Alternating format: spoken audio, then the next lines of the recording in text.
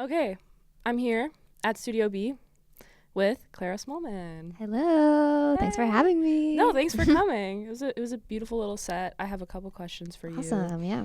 First one, I'll ask you. Probably get asked this all the time, but it's what's like your musical background? Oh yeah. Okay.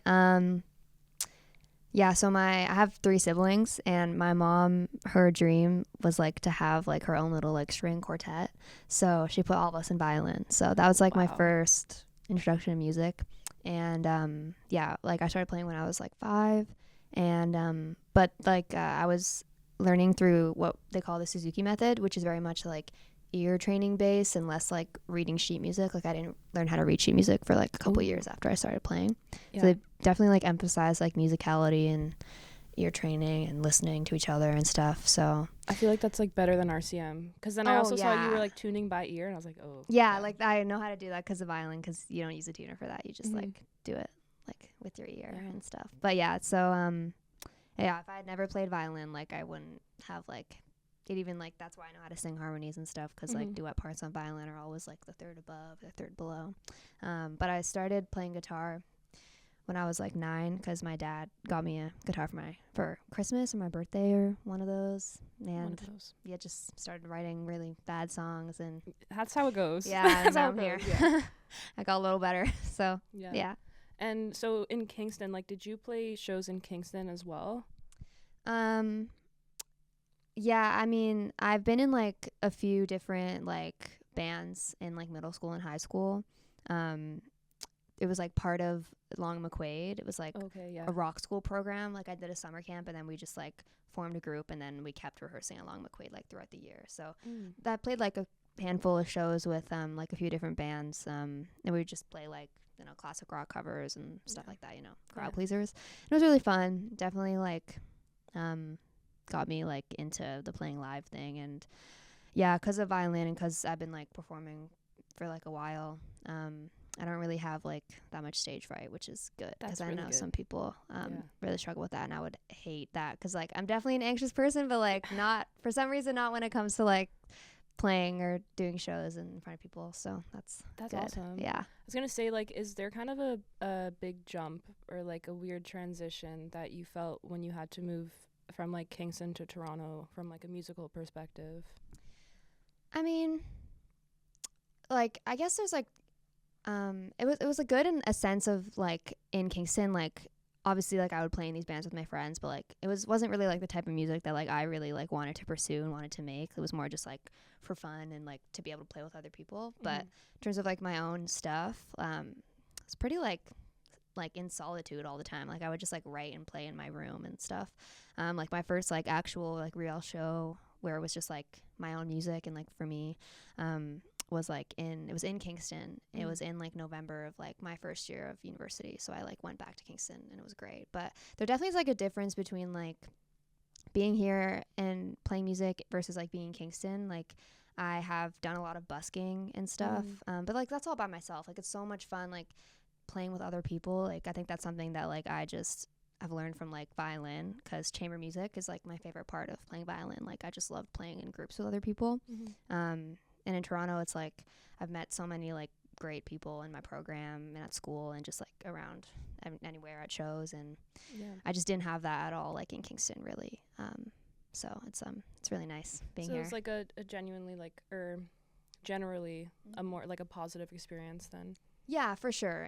But Kingston like itself has like a great local music scene, and like I'm always like had gotten so much support from KPP Concerts, which is like the concert promotion company in Kingston. Okay, yeah. And they still like have me open sometimes, and like they will always have me like play just like in venues in Kingston, which is like really nice, and I That's appreciate that. They have you Yeah. on like backlist. Yeah, it's great. It's awesome. Yeah. About the music scene in Toronto, I hear like good feedback from some, but then also I was saying this to Angelique. We had her a couple weeks ago. Yeah. But sometimes it can be a weird experience if you're like a woman, because I feel like they just don't take women seriously, or if you're any kind of like not white male. Yeah, straight, but I mean, like any weird experiences there. definitely some strange experiences just with like sound guys God. most of the time. Like, ooh, I feel you on that one. yeah, like in first, I mean, I've had great experiences with sound guys also. But like in first year, I was playing a lot with me, my friends Pei and Alice. We were in like a little trio. Okay, Yeah, and we played a few shows, and I think the first show we played, it was like one of those like restaurant venues where it's like their basement is like set up for live stuff, and then they have like the restaurant on the first floor.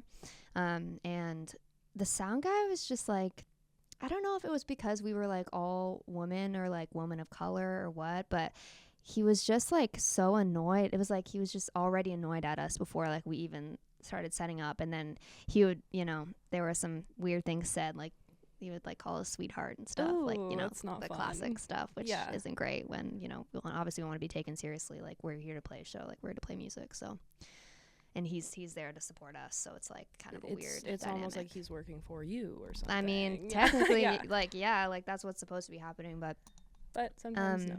Yeah, and like nowadays, I would like I really like playing shows with my band, and that's also great because they know a lot about sound. So sometimes the sound guys, or I don't know, really feel comfortable like communicating what I want sometimes, just because you know, it's just the way it goes. So I'm happy to have people there who can like advocate for me and everything. Like I really appreciate that whole like team.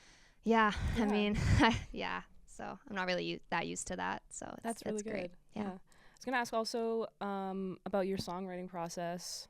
How does that go for you? Like, if something happens in your life that you feel like you want to write about it, you like sit down and process it first, or it just kind of like spills out of you? Yeah, I mean, I guess it depends on the situation.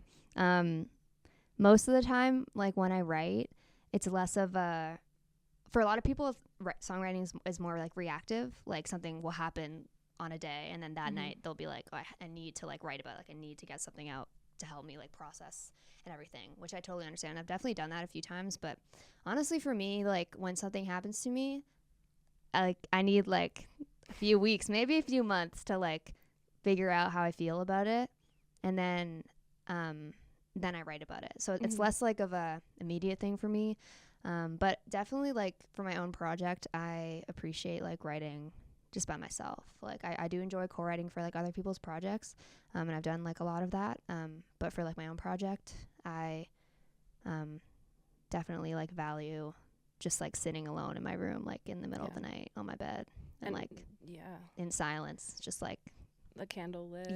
That's my vibe. I feel like, and then with a lot of artists, you can like even hear the intimacy of like when it was written. You can hear it come through in the lyrics. And for sure, with like that intent. I heard a lot of, I don't know if these are your influences, but I heard a lot of like C Rose in Fever. Yes. Was it an open D? Yes. Maybe it was it's that. In or like drop D. It's actually in Alex Page's tuning that she posted on Yeah. TikTok a while ago. I think it's like it's I either saw like that an video. open C or D or G. C, G, C, one of those. something like that. Anyways, definitely like when I wrote Fever though, like I was in my C Rose phase. So definitely you can hear that. It's so funny how you can hear influences based on different phases. Yeah, no, he's awesome. So very awesome. Yeah. Well, I was going to ask you about your single actually. Spill My Wine. Shout out. How did it feel to like put that out after you had like quite a viral, you know, takeoff with the picture you cover? Was it like daunting? It was definitely like, I mean, like from a perspective of like label wise, like how labels define success in music industry is like each thing has to be going up. Like each release has to do slightly better than the last one, and that's like how they define success. But obviously like that's not really that achievable in today's world, because people do have viral moments and people will continue to release music after. That's obviously not gonna reach as many people's ears, but I also just like try my hardest to remember that like it's like I'm super lucky to like have that at all. So and just like I mean I try not to look at numbers. Like I really don't look at the numbers that much for like my single, just because like, you know, I feel like compare and contrast, but like I feel like it's a good thing, because I'm just grateful. Like I told myself like before it came out that like even if I got like 500 streams in like 2 months, that's still way more It's a than lot. like little me would ever think people would like. I used to make YouTube videos like in 3rd grade. They're all private now, so you can't actually find them online. But I used to like start the videos being like, hey guys, you know who I am, like comment your request, blah blah blah. Like I was talking to like people who were actually watching, and like no one was watching. So it's cool now to like actually have people, even if it's just like my peers at school, like who like hearing me sing. Like it's important to just like put out things. Like that's why I just like, I don't know, I don't really re-listen to like the covers I post that much before I post them. And I'm trying to do this thing where I don't do like multiple takes, where I just like do one. Yeah, it is what it is. Let's just put it out. People just want to hear music. Like that's very true. Yeah. That's a good perspective. At least that's how I feel about other people. So, yeah. I think that perspective would keep me sane, honestly. I know. Yeah, I don't think that much about. Like, yeah, and also good. Like also don't think that much about like the success of the cover I put out, because that also like makes me feel a little crazy when I think about like let's not freaks me out a little bit. Let's not go there. So, yeah. Is there anything like coming, anything else you want to add? Anything next for you? Yeah, I mean, I like the past few weeks I've been doing like some live shows. Like I took a little bit of a break when I started school, but I've gotten like some really amazing opportunities to open for people that I just really love. Name drop. Yeah, so there's an artist called Chris Lanzin. He's Australian. Ooh. And I used to listen to him a lot also in first year when I was like doing a lot of writing. And I opened for him the other day, which was that is so really amazing. Cool. What a full circle. Yeah, and I also opened for Anson Sebra the other day, and that was crazy because I used to listen. He has this one album called Songs I Wrote in My Bedroom, and it's all just like, I don't know if it's like single track or if it's just like piano, one vocal, but the whole album is like that, and it's just like super like introspective, and I like it. And he sang a few of those for his set, which I appreciated. But I definitely like want, my next like goal is to do like a small leg, like a opening for someone. It would be cool if it was someone I was a fan of, but I just really like performing and like the live thing.